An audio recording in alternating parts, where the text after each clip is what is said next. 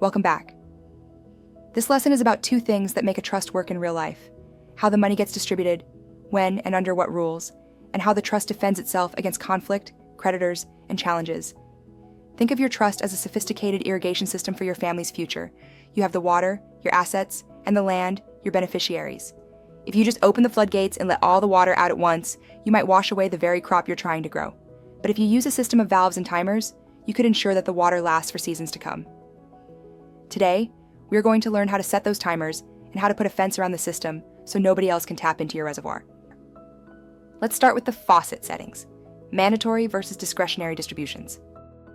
A mandatory distribution is a rule that says the trustee must give a certain amount of money to a beneficiary at a specific time.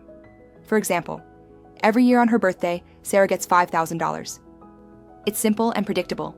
However, it's also rigid. If Sarah is struggling with a debt crisis or a lawsuit on her birthday, that mandatory check could go straight to her creditors instead of helping her. This is why many people prefer a discretionary distribution. This gives your trustee the power to decide when a payout is appropriate based on a set of guidelines you provide. Instead of words such as must pay, your trust would include wording such as may pay, and then provide the guidelines for when a distribution should be made. The most common guideline is known as the HEM standard. It stands for health, education, maintenance, and support. By using these 4 words, you allow your trustee to pay for a grandchild's tuition or a child's medical emergency, but you also give them the teeth to say no if a beneficiary asks for trust money to buy a fleet of sports cars.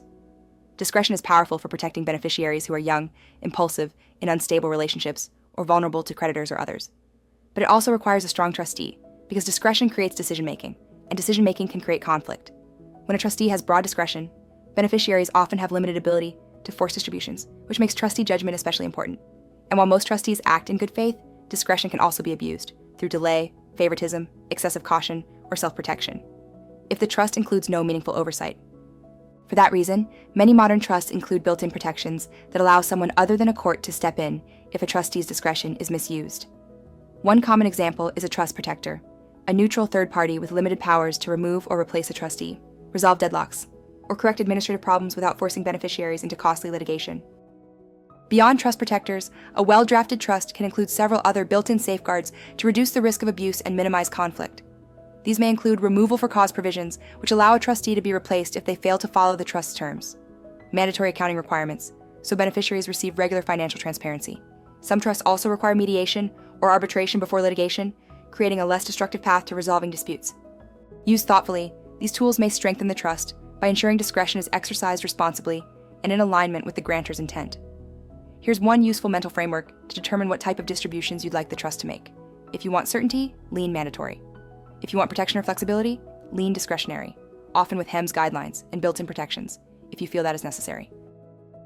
Next, we can move on to talk about the graduation path, or stage distributions. We've all heard the stories of young people who receive a massive inheritance at age 18 and spend it all before they turn 21. You could prevent this by releasing funds in stages.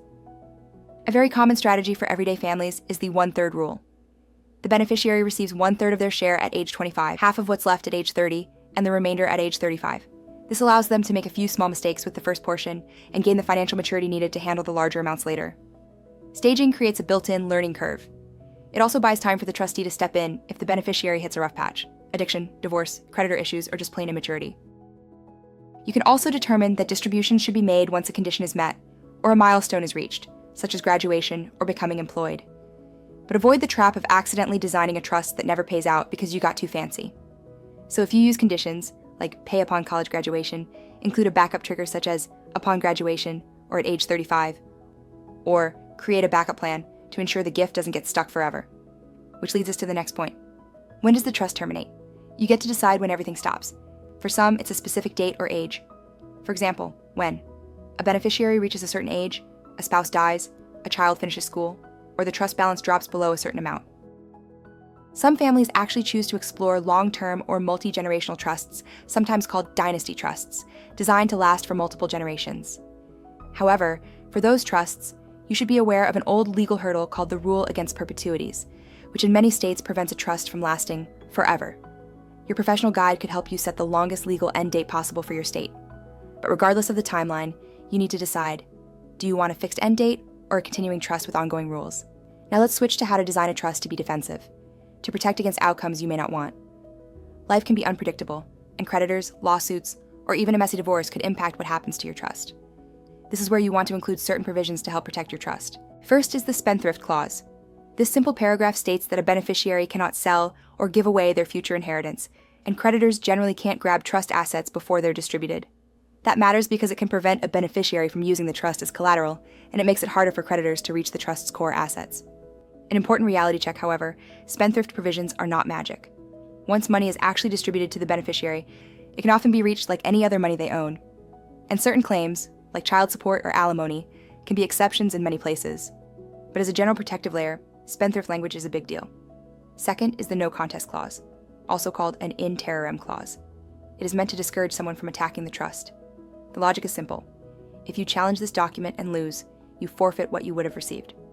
This works best when the unhappy person is getting something, because then they actually have something to lose. If you disinherit someone completely, a no contest clause doesn't scare them. They're already at zero.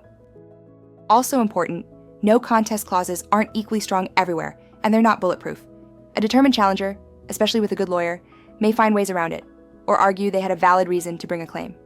Finally, don't forget the safety net, your residuary clause. This is the part of your roadmap that handles the leftovers. If a beneficiary passes away before they receive their full share, or if you acquire new assets that you forgot to name specifically, the residuary clause ensures they still go exactly where you intend. By watching this video, you have already moved from a one-size-fits-all mindset to a custom-fit strategy. You now understand that you could control the speed of the inheritance, protect it from outside threats, and ensure your voice is heard until the very last dollar is spent. If you are ready for a small immediate step, I invite you to perform a maturity check.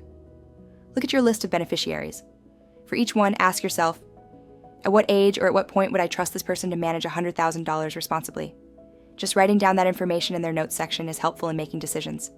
Answer the questions below this video in your MyEstateKit app, and if you'd like to explore further, check out the resources to explore options for building your distribution plan.